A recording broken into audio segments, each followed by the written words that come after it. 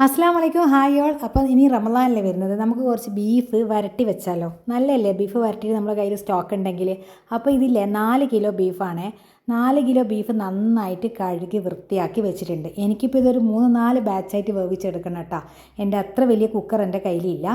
ഇനി വേണമെങ്കിലില്ലേ നമുക്ക് എല്ലാ ഇൻഗ്രീഡിയൻസും മിക്സ് ചെയ്ത് കനലിൽ വെച്ചിട്ട് ഒറ്റയടിക്ക് നമുക്ക് ചെമ്പിൽ വെച്ചിട്ട് അങ്ങ് വേവിച്ചെടുക്കാം. പണ്ടെല്ലാം അങ്ങനെയല്ലേ ചെയ്യല്. പക്ഷേ എനിക്ക് മടിയാട്ടോ അടുപ്പ് കത്തിക്കാനായിട്ട്. ഞാൻ ഗ്യാസ് സ്റ്റൗ തന്നെ ഇങ്ങനെ ചെയ്തെടുക്കുന്നുണ്ട്. അപ്പോൾ വെളുത്തുള്ളി, ഇഞ്ചി, പച്ചമുളക്, പെരിഞ്ചീരകം അത്രയും മിക്സ് ചെയ്ത് നല്ലപോലെ ക്രഷ് ചെയ്തെടുക്കാം. ക്രഷ് ചെയ്ത് നല്ലോണം ചതഞ്ഞ് അരഞ്ഞോട്ടെ. എന്നിട്ട് അതങ്ങ് ചേർത്ത് കൊടുക്കാം. അതിലേക്ക് മഞ്ഞൾ, മുളക്, കുറച്ച് നല്ലപോലെ മസാല ഇടാം. പിന്നെ നമുക്ക് ഓരോ ദിവസം വേണമെങ്കിൽ കുറച്ച് ഉള്ളിയും തക്കാളിയൊക്കെ വഴറ്റിയിട്ട് ഒരു ഫ്രൈ രൂപത്തിലൊക്കെ പെട്ടെന്ന് ആക്കിയെടുക്കാം. ജോലിക്ക് പോകുന്നവർക്കല്ലോ ഒരു വീക്കെൻഡ് വരുമ്പോൾ ഒരു സൺഡേ ഇതൊക്കെ ചെയ്ത് വെച്ചാൽ വന്നിട്ട് ക്ഷീണത്തിലായിരിക്കൂലേ കിച്ചണിൽ നിന്ന് ഉണ്ടാക്കിയെടുക്കേണ്ടി വരാം. ആ ഒരു സമയത്ത് നല്ല റെസിപ്പിയാണ് ഇത്. അപ്പോൾ മഞ്ഞൾ, മുളക്, കുരുമുളക് പൊടി ഒക്കെ ഇട്ടിട്ട് നിങ്ങൾക്ക് ഇഷ്ടത്തിനനുസരിച്ച് നിങ്ങൾ മസാല ചേർത്തോ. നിങ്ങൾ എത്രത്തോളം ബീഫ് എടുക്കുന്നുണ്ടല്ലോ. ഞാനിപ്പോൾ ഓരോ ബാച്ചിന് കണക്കായ മസാല കേട്ടോ ചേർത്തെടുക്കുന്നത്. ഇപ്പോൾ കുക്കറിലിട്ട ആ ഒരു ഇറച്ചിക്ക് ആവശ്യത്തിനുള്ള ഉപ്പും മസാലകളും ചേർത്തിട്ട് നല്ലപോലെ കൈകൊണ്ട് തന്നെ തിരുമ്മിയെടുത്തോ. എന്നിട്ട് വെള്ളം ഒഴിക്കാണ്ട് ലോ ഫ്ലെയിമിൽ വെച്ചിട്ട് 4 വിസിലടിച്ചെടുക്കാം കേട്ടോ. അങ്ങനെ ഞാനൊരു 3-4 പ്രാവശ്യമായിട്ട് വേവിച്ചെടുക്കണം എനിക്ക് ഈ ഒരു ബീഫ് മൊത്തത്തിൽ. നല്ല സുഖാട്ടോ ഇത് വരട്ടിയിട്ട് നമ്മളെ കയ്യിൽ സ്റ്റോക്ക് ഉണ്ടെങ്കിൽ. നമുക്കിപ്പോൾ കയ്യില്ലെങ്കിലല്ലോ വേഗം ഒരു പത്തിരിയൊക്കെ ഉണ്ടാക്കിയാൽ കറി ഉണ്ടെങ്കിൽ പെട്ടെന്ന് പരിപാടി കഴിയൂലേ. അപ്പോൾ ഒന്ന് ട്രൈ ചെയ്ത് നോക്കിക്കോട്ടെ. എനിക്ക് കുറേ മെസ്സേജ് വന്നിട്ടുണ്ടായിരുന്നു ജോലിക്ക് പോകുന്ന ആൾക്കാർക്ക് റമദാനിൽ എന്തെങ്കിലുമൊക്കെ എളുപ്പത്തിൽ. ഞാനും ബിസിയായി പോയേ, അതുകൊണ്ടാട്ടോ വീഡിയോ വരാതിരുന്നത്. അപ്പോൾ ഞാൻ വിചാരിച്ചത് എന്താ നിങ്ങൾക്ക് ഇതൊന്ന് ഷെയറാക്കി തരാം. അപ്പം നമ്മൾ സ്റ്റൗ കത്തിച്ചിട്ട് ഇതിലിപ്പോൾ ഞാൻ കുറച്ച് വെള്ളം ഒഴിച്ച് കൊടുത്തിട്ടുണ്ട്. വെള്ളം ഒഴിക്കേ വേണ്ട, കാരണം ഞാൻ അത് ഓർമ്മയില്ലാതെ അങ്ങ് ഒഴിച്ച് പോയതാണ്. വെള്ളം ഒഴിച്ചാൽ പിന്നെ വറ്റിച്ചെടുക്കുമ്പോൾ കുറച്ച് ബുദ്ധിമുട്ടായിരിക്കും. ലോ ഫ്ലെയിമിൽ വെച്ചിട്ട് 4 വിസിലടിച്ചെടുക്കുമ്പോൾ നമുക്ക് ഒട്ടും വെള്ളം വേണ്ട. എൻ്റെ ബീഫാണ് പെട്ടെന്ന് വെന്ത് കിട്ടുന്ന ബീഫാണ്. പിന്നെ ഇല്ലേ ഇത് ഞാൻ കുറച്ച് കല്ലുമ്മക്കായും കൂടി ഉണ്ടാക്കി വെക്കുന്നുണ്ട്. അതിൻ്റെ അരിൻ്റെ വെളുത്തുള്ളിയും ഉള്ളിയും ഒക്കെ ഇട്ടിട്ട് നല്ലപോലെ അരച്ചെടുത്തിട്ടുണ്ട് കേട്ടോ. കാന്താരി മുളക് ഇട്ടിട്ട്. കല്ലുമ്മക്കായ് കുറച്ചധികം ഉണ്ട്, ചെറുതും ഉണ്ട് വലുതും ഉണ്ട്. അപ്പോൾ വലുത് നോക്കിയിട്ട് സെപ്പറേറ്റ് ചെയ്ത് ഉമ്മ തരുന്നുണ്ട് കേട്ടോ. അത് ക്ലീൻ ചെയ്തിട്ട് അരി നിറച്ച് വെക്കാമെന്ന് വിചാരിച്ച്. പിന്നെ മറ്റേത് പുഴുങ്ങി ഇറന്ന് അതും ഫ്രിഡ്ജിൽ സ്റ്റോക്ക് ചെയ്താൽ എന്താ വേഗം നമുക്കൊരു മസാല ഒക്കെ ഉണ്ടാക്കിയെടുക്കാൻ. നല്ലതല്ലേ കല്ലുമ്മക്കായ് ഉണ്ടെങ്കിൽ. അങ്ങനെ കല്ലുമ്മക്കായ് ക്ലീൻ ചെയ്ത് അരി അരച്ച് അതവിടെ അടുപ്പത്ത് വെച്ചിട്ടുണ്ട്. പിന്നെ ഓൾറെഡി ബീഫ് ഞാൻ കുക്കറിൽ, കാരണം ബീഫ് നമ്മൾ അടുപ്പത്ത് വെച്ചാലില്ലേ കുറേ സമയം നമ്മളതിന് മെനക്കെടണം. ഇത് നമ്മുടെ പുതിയ ഗസ്റ്റാണ് ഇപ്പോൾ വീട്ടിൽ വന്നത്. കുറേയായി നമ്മളെത്തിപ്പോൾ ഒരു പൂച്ചയില്ലാത്ത. നമ്മൾ ആദ്യത്തെ വീഡിയോ ഒക്കെ കാണുന്ന ആൾക്കാർക്കറിയാം എപ്പോഴും എൻ്റെ വീഡിയോയിൽ പൂച്ച ഉണ്ടാവുമായിരുന്നു. ആ പൂച്ച പോയതിന് ശേഷം നമുക്ക് ഇതുവരെ പുതിയൊരു പൂച്ച വന്നിട്ടില്ല. ഇപ്പോൾ ഒരാൾ വന്നിട്ടുണ്ട്. ഇനി എപ്പോഴും നമ്മളടുത്ത് ഉണ്ടാവുമോ എന്താണെന്നൊന്നും അറിയില്ല കേട്ടോ. അങ്ങനെ നമ്മളിങ്ങനെ മീനും ചിക്കനും ഒക്കെ കൊടുത്തിട്ട് ഇങ്ങനെ നമ്മളെ കൂട്ടത്തിലാക്കി വെച്ചിട്ടുണ്ട്.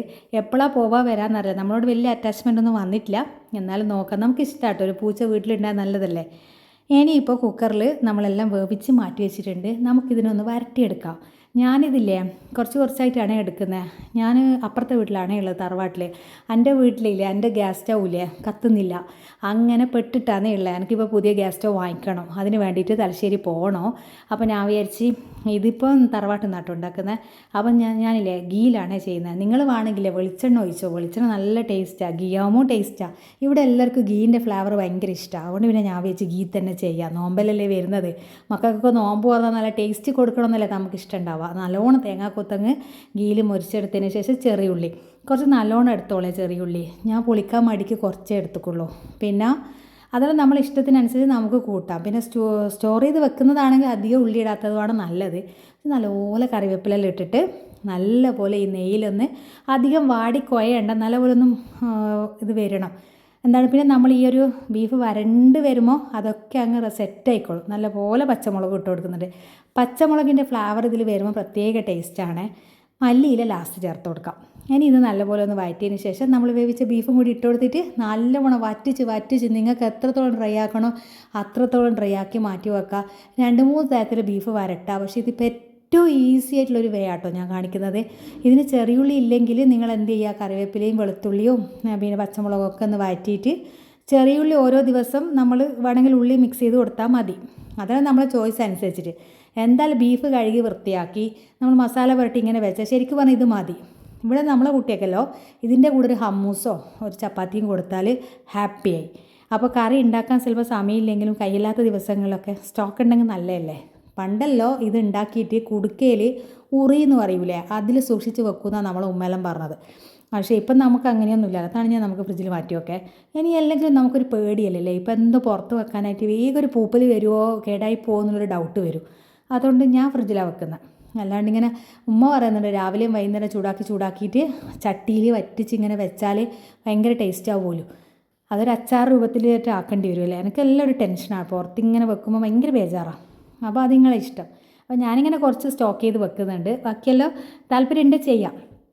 കാരണം ഇപ്പോൾ വർക്ക് ചെയ്യുന്ന ആൾക്കാർക്കാണെങ്കിൽ ടയേർഡായിട്ട് വൈകുന്നേരം വന്നിട്ട് ഓരോ ദിവസം കറി ഉണ്ടാക്കാന്ന് പറഞ്ഞാൽ ഒരു വീക്കിൽ ഈ ബീഫിൻ്റെ അങ്ങനെ അങ്ങ് പോകും. പിറ്റത്തെ വീക്ക് വേറൊരു കറി അങ്ങനെ ആക്കിയാൽ 4 ആഴ്ചയിലേ നോമ്പുണ്ടാവുള്ളൂ. അത് എത്ര പെട്ടെന്ന് കഴിയും.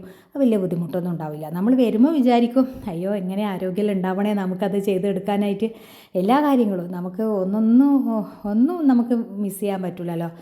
കാരണം കറക്റ്റായിട്ട് എല്ലാവർക്കും രാവിലെ മുതൽ വൈകുന്നേരം വരെ വിശന്നിരിക്കുന്ന കുട്ടികൾക്ക് പ്രത്യേകിച്ച് മക്കളെ കാര്യങ്ങൾ നമ്മളെന്തും അഡ്ജസ്റ്റ് ചെയ്യും. അവരങ്ങനെയല്ലല്ലോ. അതുകൊണ്ടാട്ടോ കുട്ടികളെ കാര്യങ്ങൾ ഇങ്ങനെ എടുത്തെടുത്ത് പറയുന്നത് ഞാൻ. അപ്പോൾ കല്ലുമ്മക്കായ നല്ലപോലെ വെന്തിട്ട് തണിയാൻ മാറ്റിച്ച് ഈ ഒരു രൂപത്തിലാക്കി എടുത്തിട്ട് ബീഫിനാ. ഇനി വേണമെങ്കിൽ ആ ഒരു സമയത്ത് നമുക്ക് എന്ത് രൂപത്തിലാക്കാം. ഗ്രേവി വേണമെങ്കിൽ കുറച്ച് വെള്ളം ഒഴിച്ച് ലൂസാക്കി എടുക്കാം. ഇനി അതല്ല ഇതേപോലെ കുറച്ച് ഉള്ളി തക്കാളിയൊക്കെ വഴറ്റി ഒരു മസാല രൂപത്തിൽ അങ്ങനെ ആക്കിയെടുക്കാം. അപ്പോൾ അതൊക്കെ അങ്ങനെ സെറ്റാക്കി ഞാനില്ലേ നമ്മൾ സ്റ്റോക്ക് എത്തിയിട്ടുണ്ട്. അത് വാങ്ങാൻ വേണ്ടിയിട്ട് കൊറിയർ ഓഫീസിൽ വന്ന് അത് കഴിഞ്ഞിട്ട് വേണം മൈജി പോയിട്ടൊന്ന് സ്റ്റൗ നോക്കണം. ഞാൻ സ്റ്റൗ ഇല്ലാണ്ടുള്ള ചായ പോലും ഉണ്ടാക്കാൻ പറ്റുന്നില്ല.